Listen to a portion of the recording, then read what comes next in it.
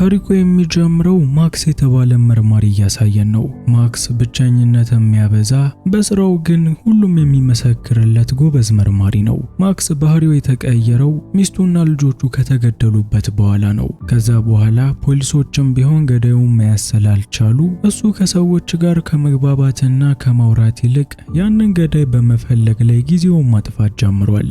አንድ ቀን ማክስ በቢሮ ውስጥ ቁጭ ብሎ ፋይሎችን ሲያገላብጥ ከቆየ በኋላ ምናልባት አዲስ መረጃ ካገኘው በማለት ወደ ውጪ ለምርመራ ይወጣል። በጊዜውም ባቡር ጣቢያ ውስጥ የነበሩ 3 ዱርዬዎች ማክስ እጁ ላይ ያደረገው ሰዓት ምን ያህል ውድ እንደሆነ ተመልክተው እርስ በርሳቸውም ይሄንን ሰዓት ከሱ ላይ ለመዝረፍ ተስማምተዋል። ይህ በእንዲህ እንዳለ እየሆነ ያለውን የማያውቀው ማክስ በመታጠቢያ ክፍል ውስጥ ይገኛል። 3ቱ ዱርዬዎችም ቢሆን ተከትለውት ወደ ውስጥ የገቡ ሲሆን አንደኛውም ሽጉጡን ደቅኖበት ለማክስ ይሄንን ውድ ሰዓት እንዲሰጠው እየጠየቀው ነው። በጊዜው ማክስ ለሌቦቹ ፖሊስ መሆኑን አሳይቷቸው ትተውት እንዲሄዱ እየተናገረ ነበረ። ሌቦቹ ግን ማክስ ይሄንን የሚያደርገው ኃያልና ጠንካራ በመሆኑ ምክንያት ሳይሆን እኛም ፈርቶን ነው፣ በመታወቂያ ለማምለጥ ፈልጎ ነው በማለት ሰዓቱ ካልተሰጣቸው የትም እንደማይሄዱ ተናግረዋል። ይህንን የተመለከተው ማክስም መታወቂያውን ያሳየው እንዲሄዱም የጠየቃቸው እነሱን ፈርቶ በመታወቂያው ለማምለጥ ብሎ ሳይሆን ለራሳቸው ብሎ እንደሆነ በተግባር አሳይቷቸዋል። ትዕይንቱ ሲቀየር ማክስ ስለ ቤተሰቦቹ ገዳይ መረጃ ለመሰብሰብ ወደ አንድ ፓርቲ መጥቷል። በጊዜውም ፓርቲው ላይ ናታሻ ሳክስ እና ሞና ሳክስ የተባሉ 2 ታማሞቾችን ተዋውቋል። ማክስም በእርግጠኝነት ከሁለቱ አንዱ መረጃ ይሰጡኛል በማለት ስለሞተችው ሚስቱ ሚሼል ለመጠየቅ ናታሻን ወደ ቤቱ ይዟት መጥቷል። በጊዜው ደግሞ እጽ ወስዳ ከፍ ብላ የነበረችው ናታሻ ማክስ ለሚጠይቃት ለእያንዳንዱ ጥያቄዎች ከመመለስ ይልቅ እሷን እንደ ባለቤቱ እንደ ሚሼል እንደያት እየጠየቀችው የነበረ ሲሆን ፍላጎቷም ሌላ ነገር እንደሆነ በግልጽ ለማክስ አሳይተዋለች። ማክስ ደግሞ ይችን ሴት ቤቱ ድረስ ይዟት የመጣው እዛ ፓርቲ ውስጥ ከምትነግረው በተሻለ ጸጥታው በተጠበቀ ቦታ ላይ የበለጠ መረጃ ለመሰብሰብ እንጂ ለሌላ ነገር አልነበረም። እናም ለናታሻ ከሷ ጋር ምንም ማድረግ እንደማይፈልግ ተናግሮ ከቤቱ አስወጥቷታል።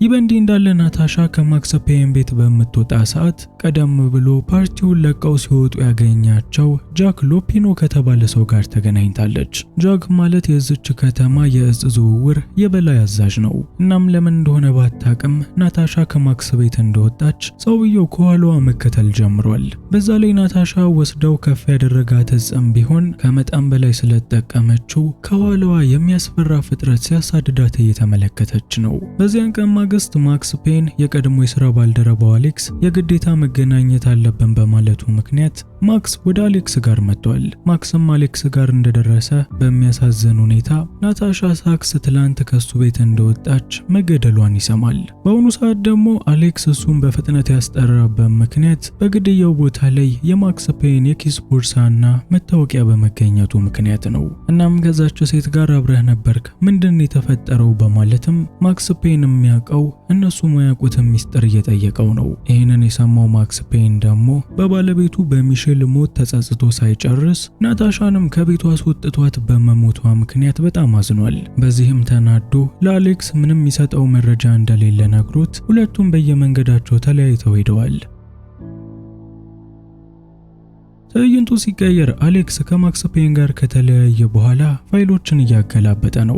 በዚህን ጊዜም ትላንትና በተገደለችው በናታሻና ከጊዜያት በፊት በተገደለችው በማክስ ባለቤት በሚሼል ግድያ መካከል የሚመሳሰል ነገር መኖሩን አስተውሏል። ማይክም ያገኘው አዲስ መረጃ በሁለቱም ሴቶች በእጃቸው አንጓ ላይ ተመሳሳይ ንቅሳት መኖሩን ነው። ሁለቱም የተገደሉበት መንገድ ደግሞ አንድ አይነት ነው። እናም ይህንን ዜና ለጓደኛው ለማክስ ፔን ለመንገር የደወለለት ሲሆን በሚያሳዝን ሁኔታ ግን ቃላቶቹን ከመተንፈሱና ከመናገሩ በፊት መርማሪው አሌክስም ማንነቱ በማይታወቅ ሰው ተገሏል። ይህንን የተመለከተው ማክስም ቢሆን ወዲያውኑ ወደ አሌክስ ቤት መጥቷል። ቤቱንም ከፍቶ በሚገባ ሰዓት እሱም ቢሆን ከየት እንደመጣ የማያውቀው አንድ ሰው ጉዳት አድርሶበታል። ይህ በእንዲህ እንዳለ የእህቷን ሞት የሰማችው ሞና ሳክስም የዛን ቀን ምሽት እህቷ ሄደችው ከማክስ ፔን ጋር ስለሆነ እሱ እንደገደላት እያመነች ነው። በሌላ በኩል ሰዎች በሞቱ ቁጥር የሚጠረጠረው ማክስ ፔይን ደግሞ ለራሱ ከደረሰበት ጉዳት በሆስፒታል ውስጥ እያገገመ ይገኛል። ከጎኑም የረጅም ጊዜ ልብ ጓደኛው ቤቢ የሚገኝ ሲሆን ቤቢም ለማክስ ፔይን ራሱን እንዲጠብቅ አደራ በመስጠት ከዚህ በኋላም ነገሮችን ለፖሊስ ቢተዋቸው የተሻለ እንደሆነ መክሮታል። ይሁንና ማክስ ቤቢ የሰጠውን ምክርም ሆነ የፖሊሶችን ጥያቄ የሚሰማ አይነት ሰው አይደለም። አሌክስ መረጃውን ሳይሰጠው በመሞቱ ምክንያት ስለተናደደ ሰውነቱ ትንሽ እንዳገገመለት ወዲያውኑ ወደ ፖሊስ ጣቢያ መጥቷል። ከዛም ከግራና ከቀኝ እሱን ለማስቆም የሚጮሁትን ፖሊሶች ችላ በማለት ቢሮውን ሰብሮ የገባ ሲሆን በመሳቢያዎች ውስጥም ያመለጠው መረጃ እጅ ላይ ያለው ንቅሳት ተመሳሳይ መሆኑን ደርሶበታል። ማክስም ይህንን ካገኘ በኋላ ወዲያውኑ ወደ ሞና ሳክስ ጋር መጥቷል። ሞና ደግሞ የምታምነው እህቷን የገደለባት ማክስ እንደሆነ ነው። ማክስም በንዴት ውስጥ ያለችው ሞና የምትለውን በሙሉ የታዘዛት ሲሆን ይህንንም የሚያደርገው ሞና ስትረጋጋ ትረዳኛለች ብሎ በማመኑ ነው። በሚያሳዝን ሁኔታ ግን ሞና ልትረዳውም ልታምነውም አልቻለችም። ተንበርከክ ስትለው ሲታዘዛት እዛው በተንበረከከበት ልትመታው ሞክራ ነበረ። በዚህ የተናደደው ማክስም ሞናን በጉልበት አስቆሟት። በዚህ ጉዳይ ላይ እሱ እንደሌለበትና እሱም እንደሷ ቤተሰቡን እንዳጣ ይናገራል። ይልቁንም ያንቺን እህት ናታሻንም ሆነ የኔን ቤተሰቦችን የገደላቸው አንድ አይነት ሰው ነው። እርስ በእርሳቸው ከመጋጨት ይልቅ የዚህን ንቅሳት ትርጉም አብረው ሄደው እንዲጠይቁ አድርጓታል። ምናልባት ዩቲዩብ ቪዲዮውን በተደጋጋሚ ስለሚያመጣላችሁ ሰብስክራይብ ያደረጋችሁ መስሏችሁ ይሆናል። እዚህ ጋር ለማየት እንደምትችሉት ከሆነ ግን የሚያዩት አብዛኛዎቹ ፐርሰንት ሰዎች በጭራሽ ሰብስክራይብ አላደረጉም። ቻናሉን ሰብስክራይብ ብታደርጉ ይበልጥ ታግዙናላችሁ። ላይክ እና ሰብስክራይብ ማድረጉ እንዳትረሱ። ትዕይንቱ ሲቀየር ማክስ ፔይን እና ሞና ሳክስ አንድ ላይ ወደ አንድ ሰው ጋር መጥተዋል።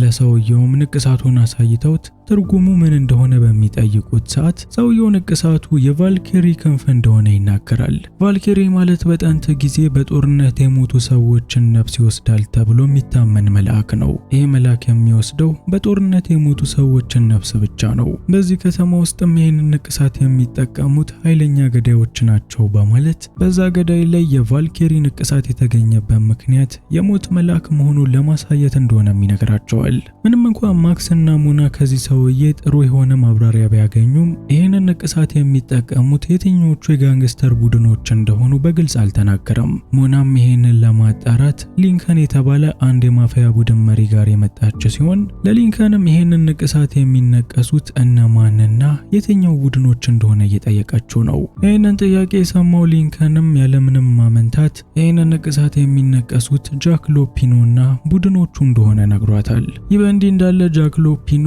ይህንን እጽ እየወሰደ ከአይምሮ ስቶ ሄዷል። ምንም ያላረጉትን ከሱ ጋር ወንጀል የሚፈጽሙ ጓደኞችንም ያለምንም ጥፋታቸው ይህንን እጽ እየወሰደ እነሱንም እያስወሰደ በሚዘገንን ሁኔታ እየገደላቸው ነው። ታዲያ ሞና ስለ ንቅሳቶቹ ሊንከንን እየጠየቀች በነበረ ሰዓት ማክስ ፔይን ደግሞ ጄሰን ወደ ተባለ ሰው ጋር መጥቷል። ማክስ ፔይንም ሰውየውን እየደበደበው የሚያውቀውን በሙሉ በሚጠይቀው ሰዓት በመጀመሪያ ምንም ለመናገር ፈቃደኛ ያልነበረው ሰውዬ ዱላ ሲበዛበት የሚያውቀውን በሙሉ መናገር ጀምሯል። ከዚህ በፊት ወታደሮች በሚዋጉ ሰዓት ለሞት ትንሽም ቢሆን ፍራቻ ነበራቸው። የማውቀው ነገር ቢሆን የኛ ሳይንቲስቶች የእነዚህን ወታደሮች የሞት ፍራቻቸውን የሚያጠፋና ደፋር የሚያደርጋቸው መድኃኒት ሰርተው ነበረ። ይህንን የወሰዱ ወታደሮች ፍጹም ከእውነታ የራቁ የማይበገሩ የሚመስላቸውና ስለ ራሳቸው ደህንነት የማይጨነቁ ሆነው ነበር። በጊዜውም ለሙከራ ብለን የሰጠናቸው ወታደሮች ያሳዩት 1% ጥሩ ነገር ሲሆን 99%ቱ መጥፎ ነበር። መድኃኒቱን ከወሰዱ በኋላ ሁሉም ቅዠት ይመለከታሉ። የሚመለከቱት ደግሞ ዝም ብሎ ቅዠት አይደለም። መላእክቶች ሲያሳዷቸው፣ አጋንንቶች ሊወስዷቸው ሲመጡ ይታያቸው ነበር። ሳይንቲስቶቻችንም ይህን እንደደረሱበት ለወታደሮቹ መድኃኒቱን መስጠት ቢያቆሙም ቀድሞውኑ ግን መድኃኒቱ ሱስ የሆነባቸው ወታደሮች በግድ እየደበደቡ መድኃኒቱን መቀበል ጀምረው ነበር። እናም ከዛ በኋላ አብዛኛዎቹ ወታደሮች ከቁጥጥር ውጭ ሆነው እንዳመለጡና እነዚህም መድኃኒቶች በአሁኑ ሰዓት ከተማ ውስጥ እንደ እጽ ሰዎች እንደሚጠቀሟቸው አውቃለሁ በማለት ለማክስ ፔይን የሚያውቀውን በሙሉ ነግሮታል። ይህንን ሁሉ የማይጠቅመውን ታሪክ የሰማው ማክስ ፔንም ስለ ሚሼል በሚጠይቀው ሰዓት ጄምስ ስለ ሚሼል ምንም እንደማያውቅ ይናገራል። ማክስ ፔንም በዚህ ተናዶ ሰውየውን ከወታደሮች እንደመከለያ ይጠቀመበት ሲሆን ሰውየውንም ካጣው በኋላ ከወታደሮቹ ጋር ተፋልሞ ከቦታው ላይ በደህንነት ማምለጥ ችሏል። ትዕይንቱ ሲቀየር ሞናና ማክስ ፔን አንድ ላይ ቁጭ ብለው ከዛ ድርጅት ይዞ የመጣውን መረጃ እየተመለከቱ ነው። ይህ መድኃኒት ቅድም ከተመለከቱት ንቅሳት ጋር ብዙ የሚያመሳሰለው ነገር አለ።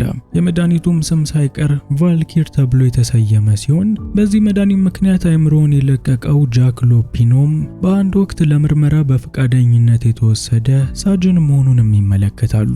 ጃክ ሎፒኖም ከዛ በኋላ ዱርዬ የሆነውም በእጹ ምክንያት ያበደውም መድኃኒቱ 99% ባለመስራቱ ምክንያት ሲሆን ከቁጥጥር ውጪ ሆነው ከምርመራ ቦታ ካመለጡ ወታደሮች መካከልም አንደኛው ሳጅን ጃክ ሎፒኖ ነው። በጊዜው ሳጅን እንደዚህ አእምሮውን ከመልቀቁ በፊት በተደረገለት ቃለ መጠይቅ መድኃኒቱ የሚፈጥርባቸው የአይበገሬነት ስሜት እንደሆነና ምንም የጎንዮሽ ጉዳት እየተሰማው እንዳልሆነም በልበ ሙሉነት ተናግሮ ነበር። ማክስ ይህንን ከሰማ በኋላ ወዲያውኑ የጃክ ሎፒኖን አድራሻ ሞና ሳክስን ጠይቋታል። ሞና በየፓርቲው ከጃክ ጋር ስለምታሳልፍ የት እንደሚኖር በደንብ ታውቃለች። ግና ሰውየው ምን ያህል አደገኛ ሰዎች በዙሪያው እንዳሉ ስለምታውቅ ለማክስ ፔን ከጃክ ሎፒኖ ጋር መገናኘት ማለት ሞትህን ማፋጠን ነው በማለት አድራሻውን ላለመስጠት ሞክራ ነበረ። ይሁንና አንዴ ከወሰነ ደረቅ የሆነው ማክስ ፔን አድራሻውን ተቀብሏት የነ ጃክ ሎፒኖ መኖሪያ ቦታ መጥቷል። በጊዜው ሞና ሳክስ እንደተናገረችው ኃይለኛ ሰዎች አጋጥመውት ነበር። ነገሩን ለየት የሚያደርገው እነዚህ ሰዎች በእጽ የተነሳሱና የሚመጣባቸውን አንድ ተራ ሰው ለመግደል የሚሞክሩ ሰዎች መሆናቸው ነው። በተቃራኒው ማክስ ፔን ግን የቤተሰቦቹን ገዳይ ለመበቀል የመጣ የረጅም ጊዜ ቂም በውስጡ ያለበት ሕይወቱንም ቢሆን እዚሁ ጋር አሳልፎ ለመስጠት የተዘጋጀ ሰው ነው። እናም በዚህ ምክንያት ብልጫውን ወስዶ እያንዳንዱን ጀሌዎቹን ገሏቸው በመጨረሻም ከጃክ ሎፒኖ ጋር ፊት ለፊት ተገናኝቷል።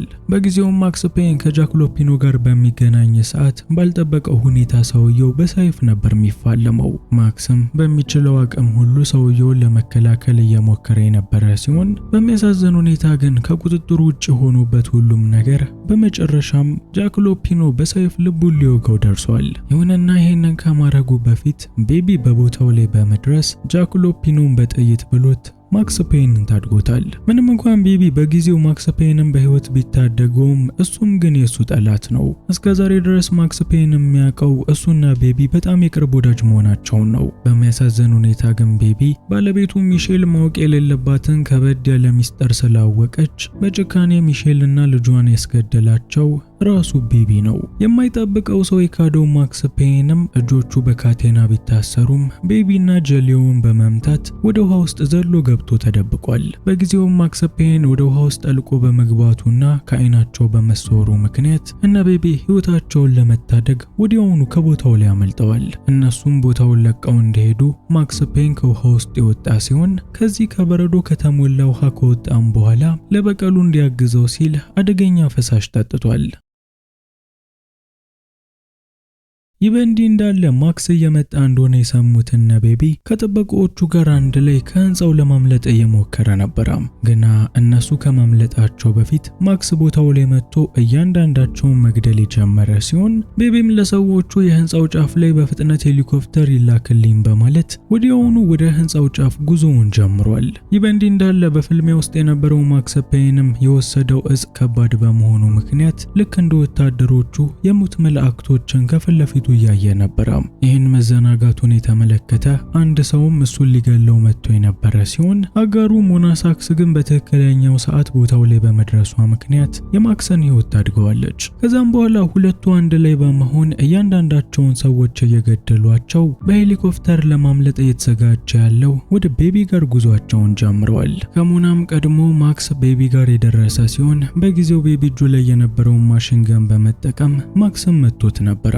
ግና ማክስ ቀደም ሲል ያንን መድኃኒት ወስዶ ስለነበር ምንም ህመም አልተሰማውም። እናም የቅርቡ ሆኖ የካደውን ቤቢን የዛኑ ሰዓት በቀረችው ጥይት ገሎት ማሳደዱን ጨርሶታል። በታሪኩ መጨረሻ ላይ ምንም እንኳን ማክስ ብዙ ጥይቶች ጉዳት ቢያደርሱበትም ፖሊሶች ግን በፍጥነት ስለደረሱለት ሕክምና ማግኘት ችሏል። በመጨረሻም አንድ ባር ውስጥ ቁጭ ብሎ እየተዝናና በነበረ ሰዓት ሞና ወደሱ ጋር የመጣች ሲሆን አንድ ላይም ቁጭ ብለው በቀጣይ የሚበቀሉት የሚገሉት ማንን እንደሆነ ማቀድ ጀምረዋል።